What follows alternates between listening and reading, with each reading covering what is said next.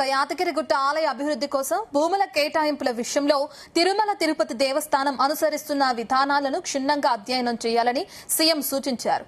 ఏ ప్రాతిపదికన స్థలాలు ఇచ్చినా సదరు భూమి యాజమాన్యపు హక్కులు మాత్రం పూర్తిగా టెంపుల్ బోర్డు వద్దే ఉండాలని అధికారులకు తేల్చి చెప్పారు.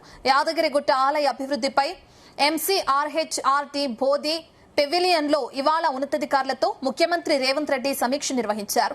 యాదగిరిగుట్టలో హరే రామ హరే కృష్ణ ఫౌండేషన్ కోసం మార్కెట్ రేట్ ప్రకారం భూమి కేటాయించాలని ఆదేశించారు. వివిధ మఠాలకు భూముల కేటాయింపు పైన ఒక విధానం రూపొందించాలన్నారు. కుల సంఘాలకు స్థలం కేటాయింపు పైన స్పష్టమైన నిబంధనతో కూడిన విధానం తయారు చేయాలన్నారు.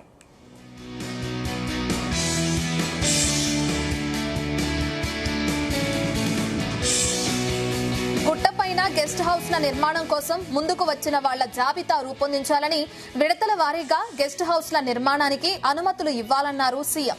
గెస్ట్ హౌస్ల నిర్మాణం పైన తిరుమల మోడల్ను అనుసరించాలని, భూసేకరణ కోసం తక్షణమే నిధులు మంజూరు చేయాలన్నారు. యాదగిరిగుట్ట ఆలయం నిర్మాణం పైన ఇంజనీర్ల కమిటీ ఇచ్చిన నివేదిక పైన అధ్యయనం చేసి వారంలో నివేదిక ఇవ్వాలన్నారు. పబ్లిక్ ప్రైవేట్ విధానంలో టూరిజం సర్క్యూట్ ఏర్పాటు చేయాలన్నారు సీఎం.